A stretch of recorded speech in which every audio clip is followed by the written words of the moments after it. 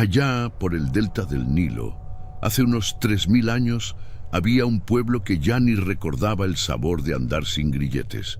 No me refiero solo a cadenas de hierro, esas también las padecían, y de las brutales, sino a algo más hondo, una identidad pisoteada, generaciones que nacieron en la servidumbre y que ya no podían soñar con otra cosa. Eran hombres y mujeres que habían olvidado la libertad como quien olvida el rostro de un abuelo perdido. Los hijos de Jacob, ese mismo que una vez forcejeó con Dios en el vado del Jaboc y salió cojeando pero con nombre nuevo, llevaban más de 4 siglos levantando ciudades para un rey que ni siquiera los miraba como seres humanos. Piensa en el peso de 400 años de opresión. Cuántas oraciones silenciosas, cuántos suspiros ahogados, cuántos cuerpos rotos bajo el látigo. Y en ese callejón sin salida, el silencio de Dios parecía absoluto.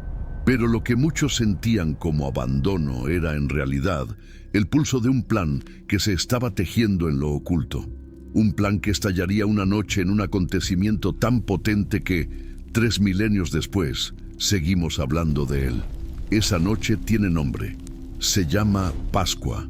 Y meterte en sus entrañas históricas, vivirla como la vivieron aquellas familias en Egipto, como la celebraron los israelitas siglos antes de que Jesús naciera, como la respiraban en la cultura donde el Mesías creció, eso te abre una puerta que cambia por completo la forma en que lees los evangelios. Porque la Pascua no es el fondo de la historia de Jesús, es la llave que la descifra. Si alguna vez te has preguntado por qué Jesús escogió esa noche, esa cena, esas palabras con el pan y la copa, la respuesta está enterrada en 3000 años de historia sagrada que vamos a desenterrar juntos. Para meternos en la primera Pascua, primero tenemos que pisar Egipto, y para entender Egipto hay que dimensionar lo que era ese imperio en el 2º milenio antes de Cristo. No era solo una potencia más, era la civilización más sofisticada y estable que conocía el mundo antiguo. Los faraones llevaban siglos en el poder con una legitimidad que iba mucho más allá de lo político. Era teológica. El faraón no era simplemente un rey, era el hijo de Ra, el puente entre los dioses y la humanidad. Todo el sistema social, económico, religioso, militar, giraba alrededor de esa figura. El Nilo mismo, la arteria vital de Egipto, era considerado un dios. La tierra, el sol, la fertilidad, la justicia, cada aspecto de la vida tenía su propio dios o diosa. Y en ese engranaje perfecto, los hebreos ocupaban el peldaño más bajo. Eran fuerza de trabajo, piezas de una maquinaria de producción, los cuerpos que movían piedras, amasaban ladrillos con barro y paja y levantaban las ciudades de almacenamiento de Pitón y Ramesés bajo el sol implacable del delta. No tenían derechos, no tenían voz, no tenían futuro. Eran una sombra en el mural de gloria de Egipto. Lo que vuelve la historia del Éxodo tan demoledora desde el punto de vista teológico es precisamente esa desproporción. No es el relato de una nación que logra rebelarse contra otra. No hay estrategias militares ni ventajas tácticas. No hay ejércitos hebreos, ni generales, ni armas. Es la historia de un Dios que escucha el gemido de los aplastados y decide moverse. El texto de Éxodo, capítulo 2, versículos 23 al 25, lo dice con una intensidad que en hebreo casi duele. Aconteció que después de muchos días murió el rey de Egipto, y los hijos de Israel gemían a causa de la servidumbre, y clamaron, y su clamor subió a Dios. Y oyó Dios el gemido de ellos, y se acordó de su pacto con Abraham, con Isaac y con Jacob. Y miró Dios a los hijos de Israel, y los conoció Dios. 4 verbos en cadena: oyó, se acordó, miró, conoció. El silencio de Dios no era indiferencia, era espera, no era ausencia, era gestación. Y cuando llegó el momento, todo se puso en movimiento. Moisés es la figura central, pero para entenderlo bien hay que resistir la tentación de pintarlo como un héroe de película. El Moisés histórico era un hombre hecho pedazos cuando Dios lo encontró. Había huido de Egipto 40 años atrás, después de matar a un egipcio que golpeaba a un hebreo. Había pasado de ser un príncipe en la corte del faraón a ser un fugitivo en el desierto. Se había refugiado en Madián, se había casado con Séfora, había tenido hijos, había armado una vida cuidando ovejas para su suegro Jetro. Era un hombre que ya había enterrado cualquier ambición de grandeza y probablemente estaba en paz con eso. Sus días eran monótonos: pastos, calor, sed, silencio. Pero fue precisamente allí, en lo ordinario, donde ocurrió lo extraordinario. Cuando el ángel del Señor se le apareció en medio de una zarza que ardía sin consumirse, Moisés no estaba buscando una misión divina, estaba pastando rebaños.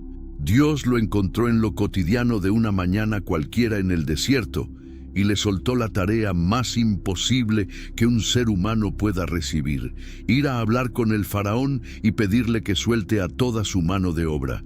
La respuesta de Moisés fue un catálogo de excusas. ¿Quién soy yo? No sabré hablar, no me creerán. Cada objeción fue una ventana a su fragilidad. Pero Dios no buscaba a un hombre confiado en sí mismo, buscaba a un hombre dispuesto a ser instrumento. Lo que vino después del no del faraón fue la sucesión de las 10 plagas. Y aquí hay un detalle que muchas veces se pasa por alto. Las plagas no fueron actos de crueldad caprichosa, sino declaraciones teológicas precisas. Cada una apuntaba a una deidad del panteón egipcio y la dejaba en ridículo.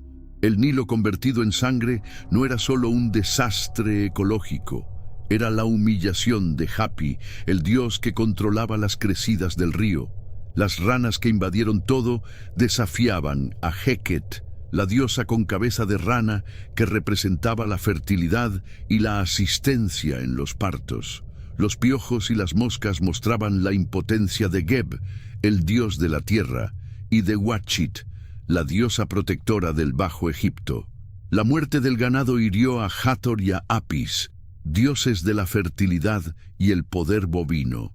Las tinieblas que cubrieron Egipto por 3 días eran un golpe directo a Ra, el dios Sol, la deidad suprema, aquel de quien el faraón decía ser hijo. Que el sol se apagara sobre la tierra del faraón durante 72 horas era, en términos teológicos, declarar que Ra era un impotente. Y la 10ª plaga fue la más devastadora, no solo por el sufrimiento que causó, sino por lo que significaba dentro del sistema egipcio. El primogénito del faraón era el heredero del trono divino. Su muerte no era la muerte de un individuo, sino la interrupción de la línea de los dioses. Cuando el ángel de la muerte recorrió Egipto aquella noche, quedó demostrado que no había poder en la tierra ni en el cielo capaz de proteger a nadie de la muerte, excepto uno, el Dios de Israel, que había provisto la señal de protección para su pueblo. Esa señal era la sangre, y la manera en que Dios instituyó el ritual merece que nos detengamos con calma, porque cada detalle de las instrucciones en Éxodo 12 está cargado de un significado que resuena 3000 años hacia adelante. El cordero debía ser sin defecto macho de 1 año. No cualquier animal, no el menos valioso, sino lo mejor que la familia tuviera. Se apartaba el día 10 del mes y se guardaba hasta el día 14. Eso significaba que la familia convivía con ese cordero 4 días. Lo conocían, quizás los niños jugaban con él. Esa cercanía hacía más costoso el sacrificio. No era un acto anónimo, sino personal. Al atardecer del día 14, el cordero era sacrificado. Su sangre se recogía y se untaba con un manojo de hisopo en los 2 postes y en el dintel de la puerta. Y esa noche, con la sangre aún fresca en el umbral, la familia se quedaba adentro, protegida, mientras afuera el ángel exterminador pasaba de largo. La imagen del hisopo llevando la sangre hasta la entrada de la casa es un detalle que a menudo pasa desapercibido, pero que tiene una resonancia impresionante en toda la Escritura. El hisopo era una planta humilde, un arbusto que crecía en las grietas de los muros. No era un instrumento de lujo, sino exactamente el tipo de cosa común y corriente que Dios siempre elige para hacer sus maravillas. Ese mismo hisopo aparece siglos después en el Salmo 51, cuando David, aplastado por su pecado, suplica: «Purifícame con hisopo, y seré limpio, lávame, y seré más blanco que la nieve».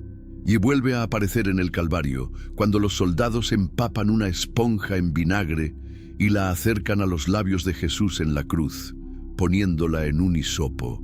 El hilo no se rompe.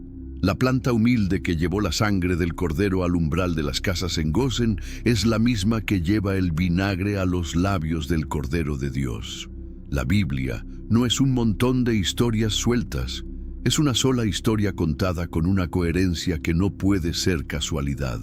Las instrucciones sobre cómo comer el cordero aquella primera noche también tienen mucho que decir. Asado al fuego, no hervido, con panes sin levadura, con hierbas amargas, y lo más llamativo, los lomos ceñidos, las sandalias puestas, el bastón en la mano y comiendo deprisa. Dios estaba pidiéndole a su pueblo que comiera como quien está a punto de salir, que se sentara a la mesa no con la calma de quien tiene todo el tiempo del mundo, sino con la tensión de quien espera que en cualquier momento llegue la señal para partir. Esa postura de alerta, esa actitud de pies listos, aunque todavía no haya llegado la orden, es una lección espiritual que atraviesa toda la Biblia y llega hasta las palabras de Jesús: «Estén ceñidos sus lomos y sus lámparas encendidas, esperando al novio». No es una religión de sofá, es una fe de caminantes. Lo que ocurrió a medianoche está narrado con una economía de palabras que hace que el silencio pese más que cualquier descripción. Y el Señor hirió a todo primogénito en la tierra de Egipto, desde el primogénito de Faraón, que se sentaba en su trono, hasta el primogénito del cautivo que estaba en la cárcel, y todo primogénito de los animales. Y hubo un gran clamor en Egipto, porque no había casa donde no hubiera un muerto. Pero en las casas marcadas con la sangre, la muerte pasó de largo. Los hijos vivieron, los padres respiraron. Los más pequeños durmieron sin saber que una señal sobre su puerta los había protegido del único poder ante el cual ningún ser humano tiene defensa propia. Y esa diferencia, casa con sangre, casa sin sangre, trazada en una noche en Egipto por el dedo de Dios, es la imagen más poderosa y misericordiosa del Antiguo Testamento. No fue el mérito de los hebreos lo que los protegió. No fue su virtud, ni su sabiduría, ni su fuerza. Fue la sangre que Dios mismo señaló como cobertura. Y ese es el Evangelio en estado puro, no lo que nosotros hacemos por Dios, sino lo que Dios hace por nosotros.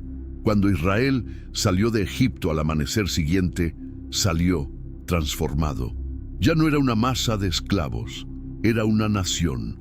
La opresión que los había aplastado durante siglos había producido algo inesperado, una identidad forjada en el sufrimiento y liberada por gracia. Y antes de que se alejaran, Dios les dio un mandato que marcaría toda su historia. Este día será para ustedes un memorial y lo celebrarán como fiesta solemne para el Señor durante sus generaciones. Por estatuto perpetuo lo celebrarán. La Pascua no era un recuerdo opcional, era una obligación perpetua. Era la manera en que cada generación mantendría viva la conciencia de quién era Dios y qué había hecho por su pueblo. La memoria en la Biblia no es nostalgia, es compromiso. Recordar es volver a hacer presente el pasado liberador para vivir el presente con esperanza. Con los siglos, la Pascua se convirtió en el corazón del calendario sagrado de Israel. No era la más importante de las fiestas, era la fiesta que le daba sentido a todas las demás, porque era la fiesta de la liberación. Toda la teología del Antiguo Testamento descansa sobre ese fundamento. Dios libera, Dios redime, Dios saca de la esclavitud y lleva a la tierra prometida. Cada Pascua que Israel celebró a lo largo de los siglos fue una renovación de ese fundamento, una declaración generacional de que la historia del Éxodo no era solo el pasado, sino la identidad permanente del pueblo. Hay momentos en la historia de Israel en que la Pascua se convirtió en el termómetro espiritual de la nación. Cuando el pueblo vivía cerca de Dios, la Pascua se celebraba con hondura y alegría. Cuando la nación se desviaba hacia la idolatría, la Pascua desaparecía. Y cuando llegaban los grandes reformadores, restaurar la Pascua era casi siempre uno de sus primeros actos. El rey Josías, que gobernó Judá en el siglo VII antes de Cristo y que encontró el libro de la ley en el templo después de décadas de abandono religioso, convocó al pueblo y celebró una Pascua que el texto bíblico describe como única desde los tiempos de los jueces. Segundo de Reyes, capítulo 23, versículo 22, dice: «No se había celebrado una Pascua como aquella desde los días de los jueces que gobernaron a Israel, ni en todos los días de los reyes de Israel, ni de los reyes de Judá».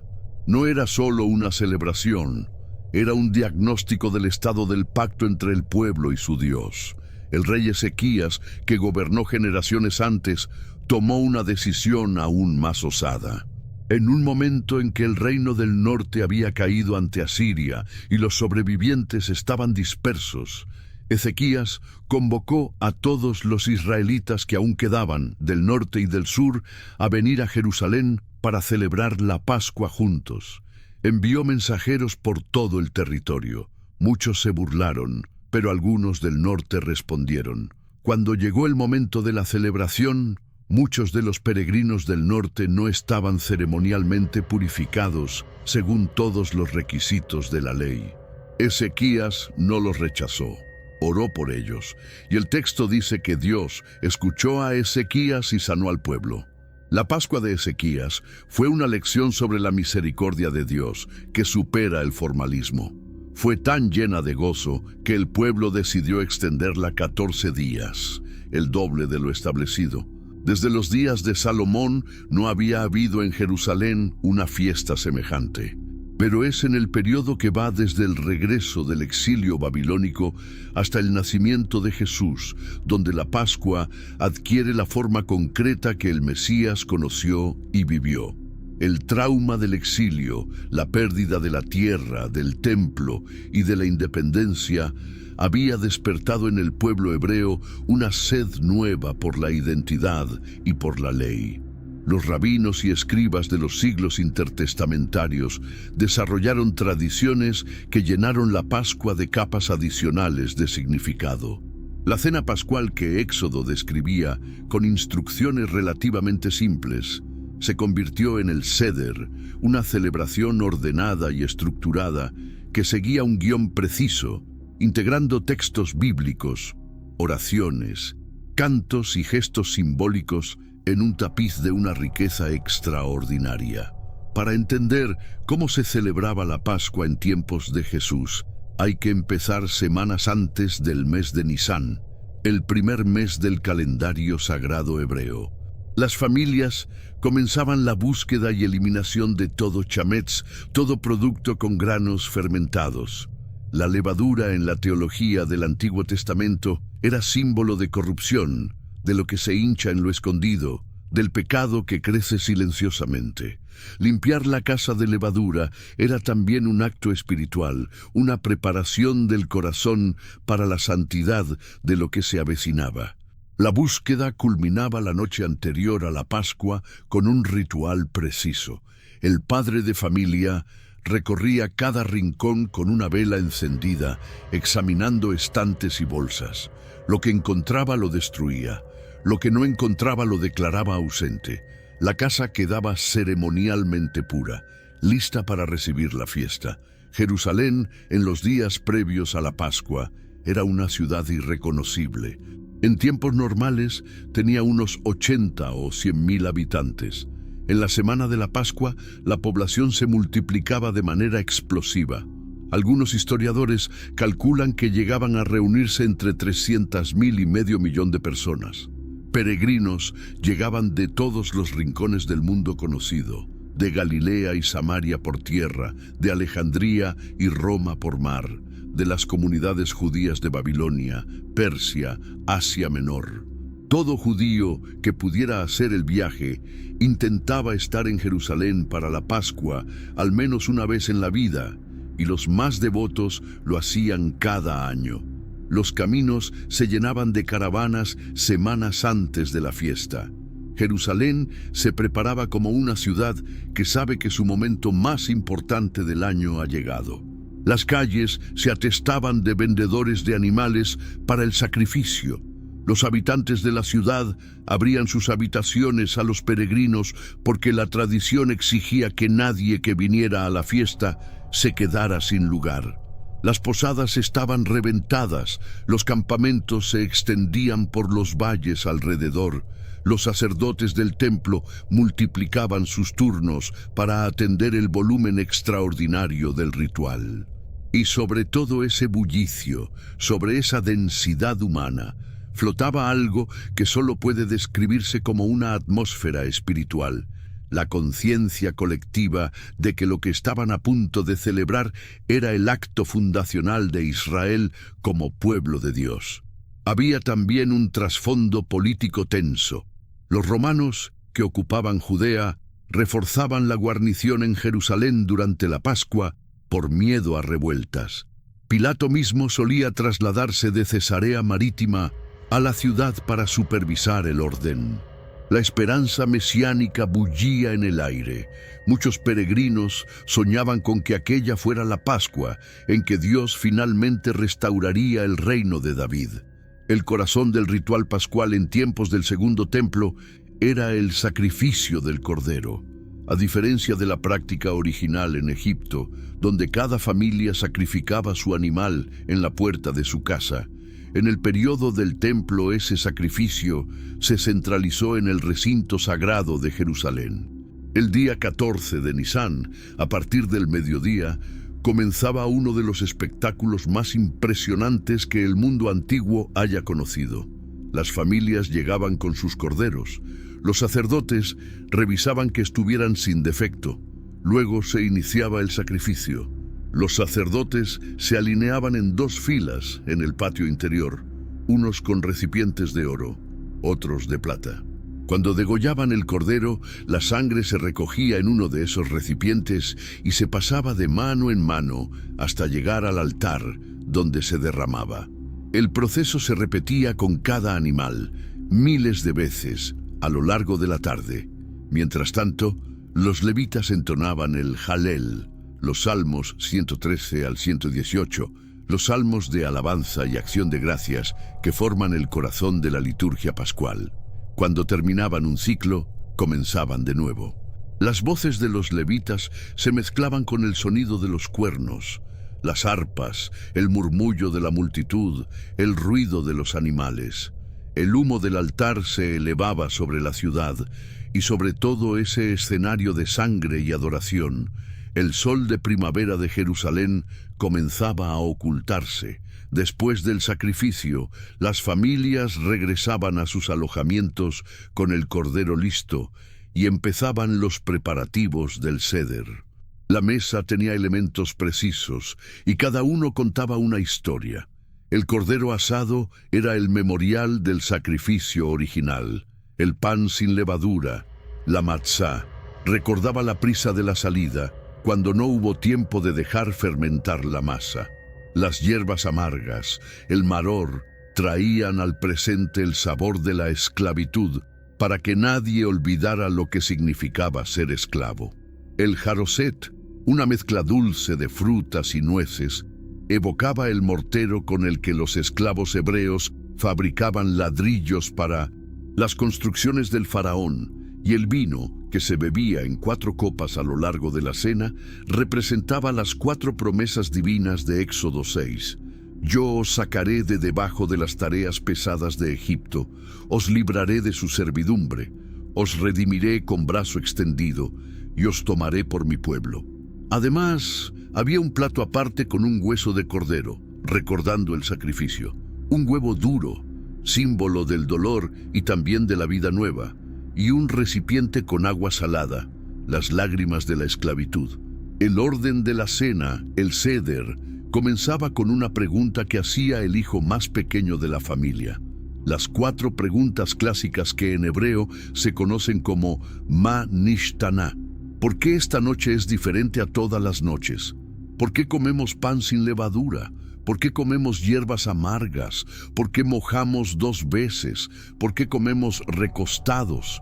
Y la respuesta del padre a esas preguntas abría el relato de la Agadá, que no estaba escrito en pasado distante, sino en primera persona, plural. Nosotros fuimos esclavos en Egipto. La memoria pascual no era historia, era identidad. Era la declaración de que cada generación estaba conectada existencialmente a aquel acto de liberación original. La salvación de Dios no era un evento del pasado, sino una realidad presente en la vida de cada israelita que recordaba. En cierto sentido, cada judío que celebraba la Pascua se consideraba como si él mismo hubiera salido de Egipto. Eso generaba una gratitud y una pertenencia que ningún imperio pudo destruir. Fue en ese ambiente, cargado de historia y expectativa, donde Jesús celebró su última Pascua. Conocía ese ritual desde la infancia. Había crecido haciéndolo año tras año en Nazaret y en Jerusalén. Había cantado el Jalel junto a María y José desde que tuvo edad para pronunciar las palabras. A los 12 años, cuando se quedó en el templo mientras sus padres iniciaban el regreso a Galilea, estaba en Jerusalén precisamente para la Pascua. Había peregrinado año tras año, había visto sacrificar los corderos, había comido el pan sin levadura, había bebido las 4 copas, había vivido la Pascua desde adentro con la profundidad de quien no solo conoce el ritual, sino que entiende todo lo que señala, todo lo que promete, todo lo que aún espera cumplirse. Cuando llegó el momento de su última Pascua, Jesús actuó con una deliberación que los evangelios registran con cuidado. Lucas 22 dice que envió a Pedro y a Juan con instrucciones precisas. Id a prepararnos la Pascua para que la comamos. Esas instrucciones incluyeron detalles sorprendentes. Un hombre que llevaba un cántaro de agua, algo inusual porque las mujeres solían acarrear agua, les serviría de señal. Jesús estaba orquestando cada detalle. Y cuando llegó la hora, cuando se recostó a la mesa con los 12, dijo algo que estremece cuando se lee con todo el trasfondo histórico que hemos recorrido. Con deseo he deseado comer con vosotros esta Pascua antes que padezca. En el griego original, la construcción es enfática y poderosa. Epitimia epetimesa, un verbo reforzado con su propio sustantivo, la manera más intensa de expresar un anhelo. Jesús no está diciendo simplemente que quería cenar con ellos. Está diciendo que había esperado este momento con una profundidad que las palabras apenas alcanzan a contener. ¿Por qué ese anhelo tan inmenso? Porque Jesús sabía lo que los discípulos aún no podían entender, que esa cena era el punto de convergencia de 3000 años de historia sagrada. Sabía que cada Pascua que Israel había celebrado desde aquella primera noche en Egipto había sido una flecha apuntando hacia este momento. Sabía que el cordero que su pueblo había sacrificado durante milenios era la sombra de un sacrificio que él estaba a punto de hacer real. Y en esa conciencia de ser el cumplimiento de todo lo que la Pascua prometía, Jesús tomó los elementos de la mesa y los transformó. Tomó el pan sin levadura, dio gracias, lo partió y dijo: «Esto es mi cuerpo, que por vosotros es dado. Haced esto en memoria de mí». Luego tomó la copa, que según la tradición pascual era la tercera copa, la copa de la redención, y dijo: Esta copa es el nuevo pacto en mi sangre, que por vosotros se derrama. Detente un momento en esa escena, esa habitación en Jerusalén, con el humo de la ciudad todavía flotando en el aire, con el eco lejano de otras familias que también celebraban la Pascua en sus casas. 12 hombres que habían crecido celebrando esta fiesta todos los años de su vida, escuchaban a su maestro decir algo que era simultáneamente familiar y revolucionario. El pan de la Pascua siempre había señalado la prisa de la salida de Egipto. Ahora Jesús decía que señalaba su cuerpo. La copa siempre había celebrado la redención de Dios en el Éxodo. Ahora Jesús decía que era el nuevo pacto sellado con su sangre. No estaba aboliendo la Pascua, estaba revelando lo que la Pascua siempre había sido, una promesa esperando su cumplimiento, una sombra aguardando su realidad, un símbolo buscando a su referente definitivo. El apóstol Pablo, fariseo educado a los pies de Gamaliel, que conocía la Pascua con una profundidad rabínica que pocos podían igualar, encontró una frase de una concentración teológica extraordinaria para expresar esto. En 1 Corintios 5:7 escribe: porque nuestra Pascua, que es Cristo, ya fue sacrificada por nosotros. No dice que Cristo es como la Pascua, dice que Cristo es nuestra Pascua. La identificación es total. El cordero sacrificado durante milenios en los hogares hebreos y luego en el templo era la figura anticipatoria de un sacrificio que ocurrió una sola vez, en una sola tarde, fuera de los muros de la ciudad, en una colina llamada Gólgota. Y ese sacrificio único tiene el poder que ninguno de los miles de corderos anteriores podía tener. No cubrir el pecado provisionalmente, sino quitarlo definitivamente. Por eso Juan el Bautista, al ver a Jesús, no dijo: «He aquí el Rey», ni «He aquí el profeta», sino «He aquí el Cordero de Dios que quita el pecado del mundo». Esa palabra «quita» es poderosa. No solo cubre, sino que remueve, limpia, expía de una vez y para siempre. Los paralelos entre el Cordero Pascual y la pasión de Cristo son demasiado precisos para ser coincidencias. El Cordero debía ser sin defecto. Pedro escribe que fuimos redimidos con la sangre preciosa de Cristo, como de un cordero sin mancha y sin contaminación. El Cordero se apartaba el día 10 del mes y se guardaba hasta el día 14. Jesús entró en Jerusalén el día 10 de Nisán, el domingo que llamamos de Ramos, y fue crucificado el día 14, exactamente cuando los corderos pascuales eran sacrificados en el templo. Al cordero no debían quebrarle ningún hueso. En el Calvario, cuando los soldados fueron a quebrar las piernas de los crucificados para acelerar su muerte, llegaron a Jesús y lo hallaron ya muerto y no le quebraron los huesos. El Evangelio de Juan registra que esto ocurrió para que se cumpliera la Escritura. No será quebrado hueso suyo. La Escritura que Juan cita era la instrucción sobre el Cordero Pascual. Dios había escrito la historia del Cordero en el cuerpo del Cordero durante siglos, para que cuando el Cordero verdadero llegara, nadie pudiera decir que era casualidad. Además, el hecho de que Jesús fuera crucificado fuera de los muros de Jerusalén, como un cordero llevado al matadero, recuerda que los corderos pascuales también eran sacrificados en un lugar separado, aunque dentro del recinto del templo. Pero hay más. La hora de la muerte de Jesús, según Marcos, fue la hora 9, aproximadamente las 3 de la tarde, que era precisamente la hora en que comenzaba el sacrificio de los corderos en el templo.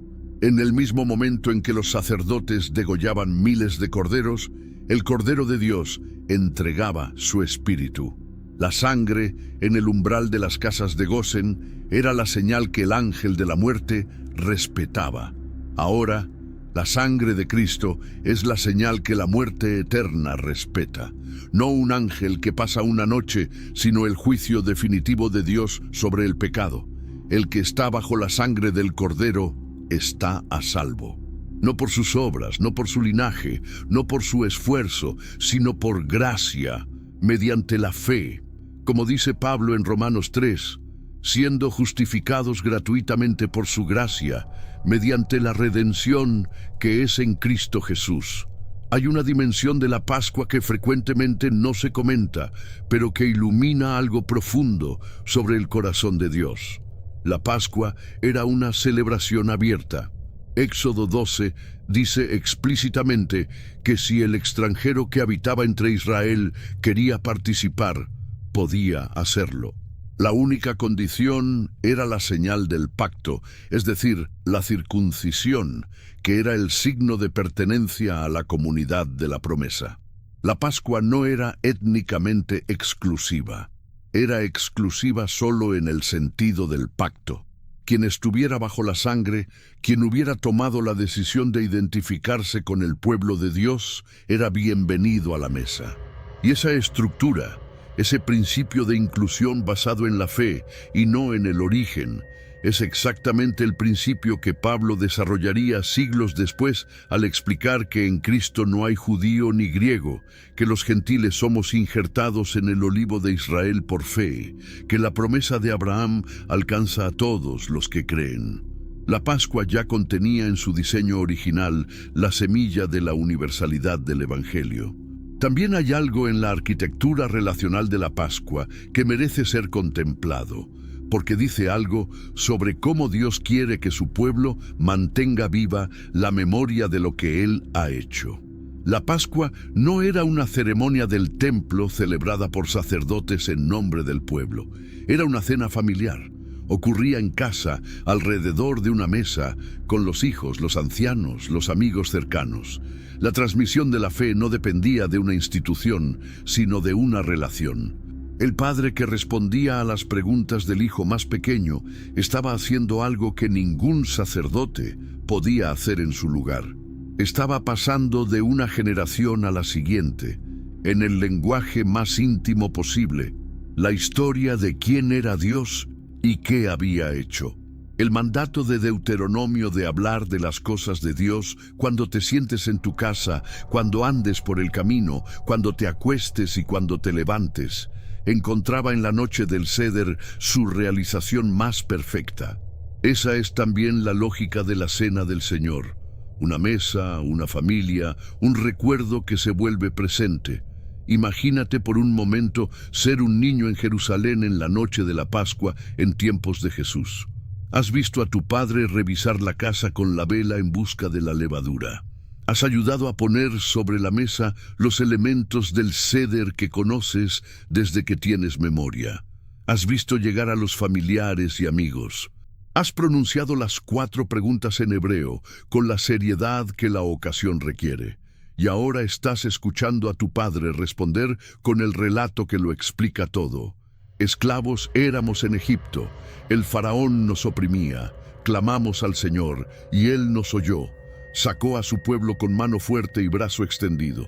Y mientras comes el pan sin levadura, que te sabe exactamente a lo que siempre te ha sabido, pero que esta noche significa algo que tus palabras no pueden capturar del todo, algo queda grabado en ti que ninguna conquista, ningún exilio, ninguna persecución podrá borrar, la certeza de que Dios actúa en la historia, de que Dios escucha el gemido de su pueblo, de que Dios provee lo que sus hijos necesitan, incluso cuando la situación parece absolutamente sin salida. Esa certeza es la que la Pascua transmitía, y es la que la comunión, la Pascua cumplida en Cristo, transmite hoy a cada persona que la celebra con comprensión. Cuando tomamos el pan y la copa, no estamos haciendo un gesto ritual vacío. Estamos declarando que somos parte de una historia que comenzó en el delta del Nilo hace 3000 años y que aún no ha terminado.